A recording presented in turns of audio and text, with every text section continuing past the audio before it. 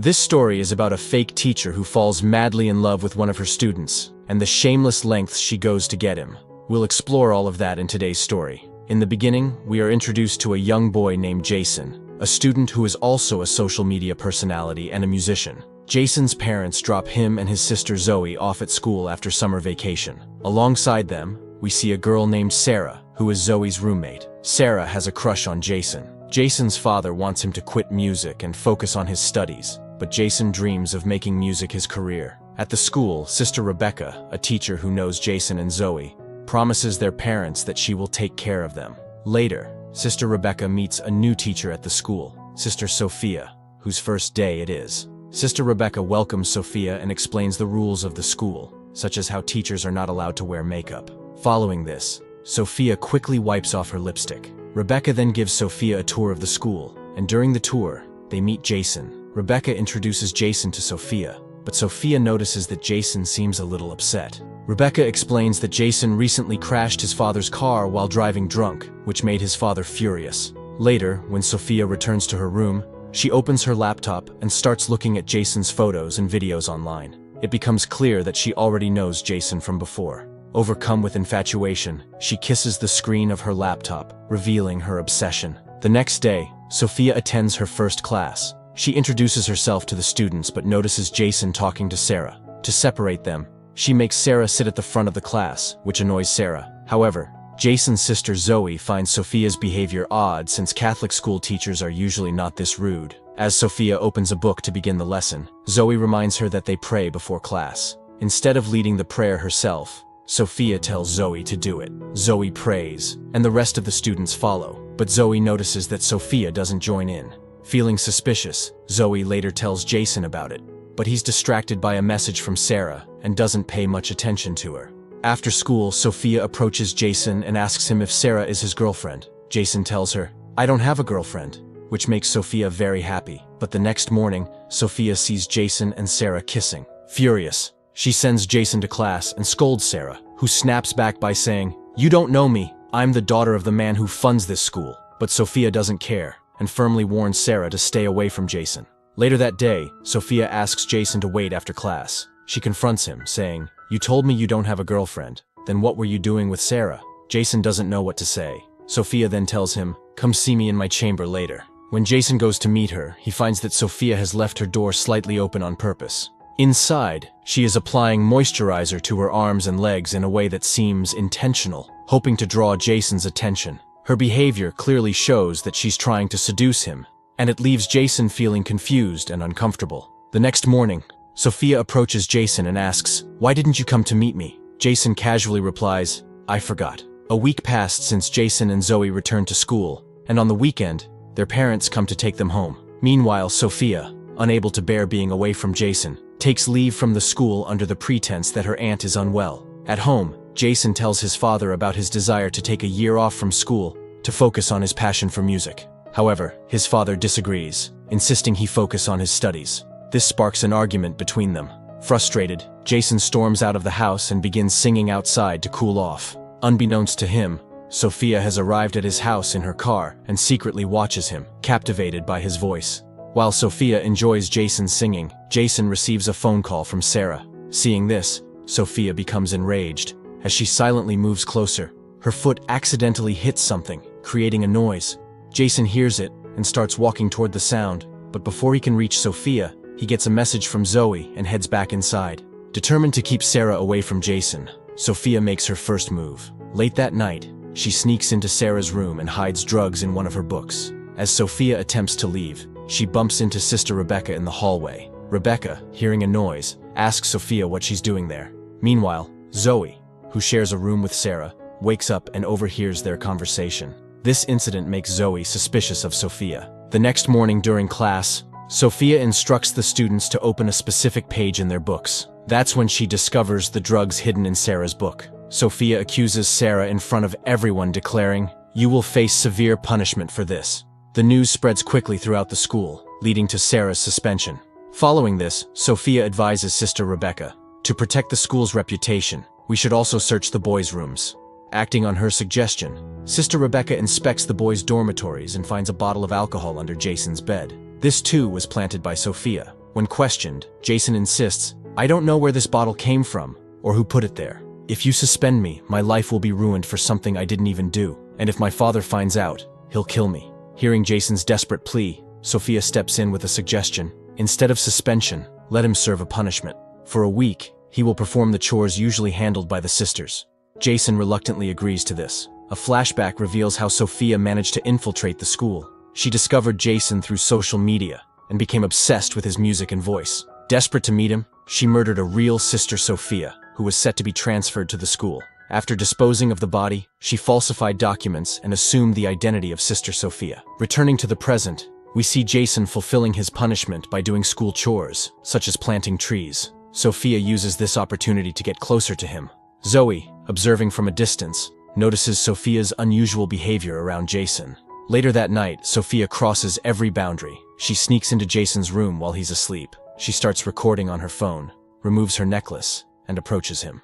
Jason wakes up to find Sophia standing in front of him. Feeling uneasy, he asks, "What are you doing here?" But Sophia, undeterred, tries to seduce him. She moves closer and begins kissing him. Jason hesitates, saying, "This is wrong. This is a sin. We shouldn't do this." But Sophia persists, convincing him with her words and actions until Jason, overwhelmed, gives in. The two ultimately become intimate. The next day, guilt consumes Jason. He goes to the church to confess his sins to the priest, saying, "Father, I've committed a terrible sin." As Jason begins confessing to the father at church, he suddenly realizes that it is Sophia standing there instead. She walks over, sits on his lap, and starts kissing him.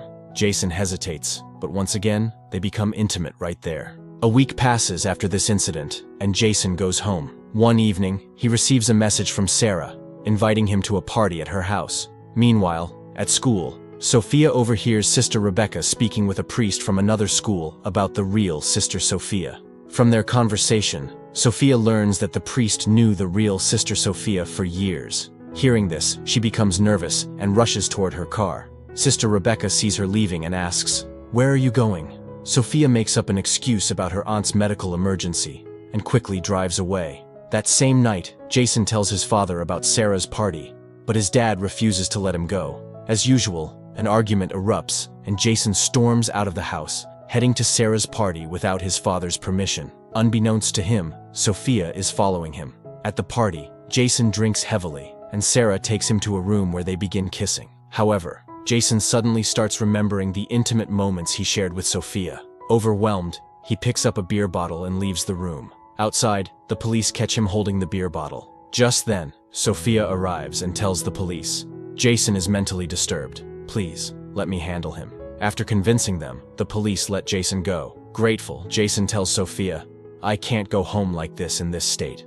Sophia takes him to a hotel room. Meanwhile, back at Jason's house, his mother tries to reason with his father. She tells him, "We should give Jason a year to pursue his passion. Forcing him won't solve anything." Jason's father finally agrees and decides to bring Jason back home. At the hotel, Sophia starts undressing, intending to become intimate with Jason again. But Jason, now suspicious, confronts her. "Why are you everywhere I go? Are you following me?" He continues, "What we've done is a terrible sin. I can't live with this regret anymore. This has to stop now." Sophia tries to persuade him, saying, "Jason, we're so alike. Our fathers don't understand us. We're meant to be together."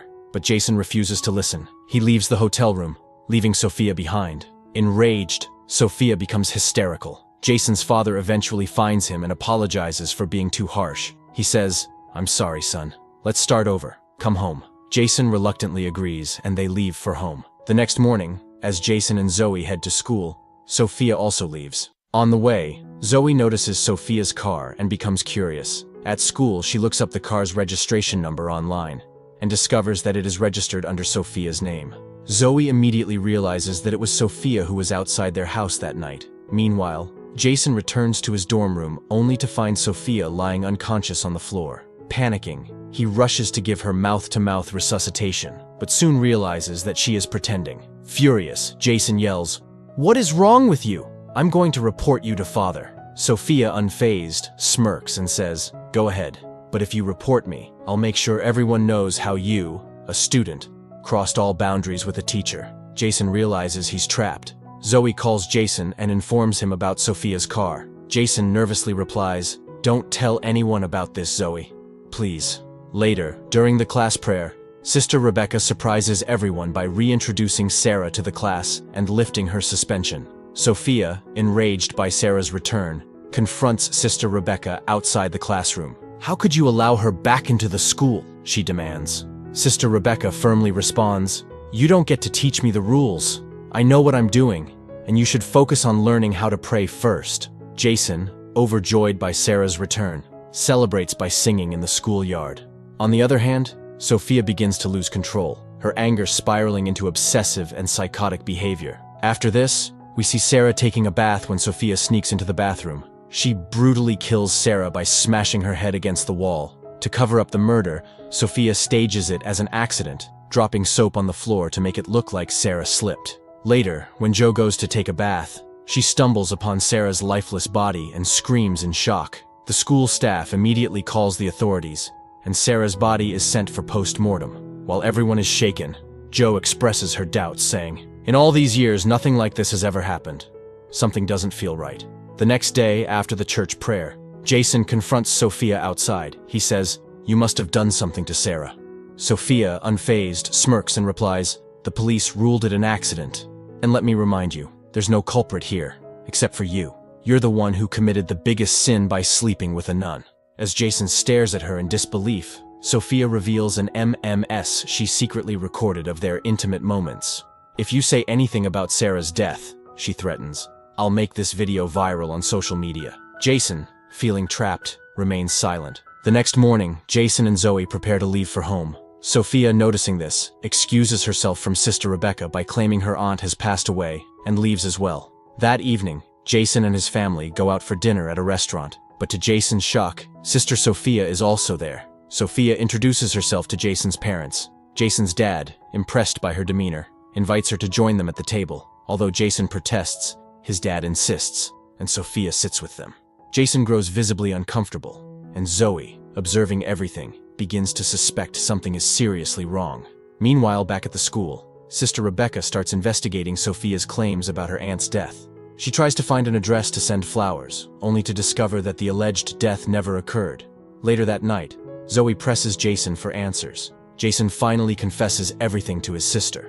How he fell into Sophia's trap, how she recorded their intimate moments, and how she's blackmailing him. Determined to help her brother, Zoe devises a plan to uncover the truth about Sophia's identity. The next day, Sister Rebecca, now deeply suspicious of Sophia, calls her to her room. "Ever since you've arrived, things have gone wrong," she begins. "I've suspended my best students, and now the lie about your aunt's death has come to light. I'm going to report this to Father immediately." But before Sister Rebecca can leave, Sophia grabs a nearby lamp and strikes her, injuring her badly. At the same time, Jason and Zoe sneak into Sophia's room to find evidence against her. They discover 2 laptops, one belonging to the real Sister Sophia, and the other belonging to the imposter, whose real name is Laura. On Laura's laptop, they find countless photos of Jason, along with proof that Laura carefully planned her infiltration of the school by murdering the real Sister Sophia. Horrified, Jason and Zoe rush to inform Sister Rebecca. On their way, they run into Laura. She notices her laptop in Jason's hand and realizes that her secret has been exposed. Smiling maniacally, she declares, "All the songs you've sung were for me. They were always meant for me." Jason and Zoe now fully grasp the extent of Laura's psychotic obsession. As they try to move past her, Laura seizes an opportunity and attacks Zoe with a lamp.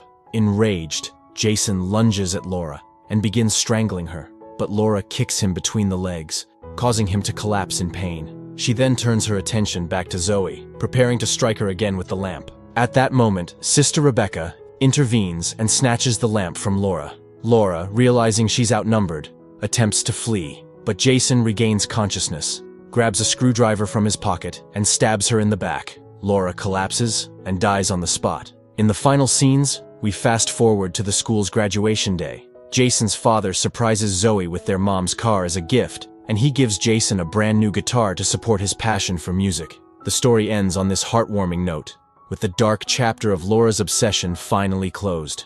So, friends, how did you like this thrilling and twisted tale? Let us know your thoughts in the comments below.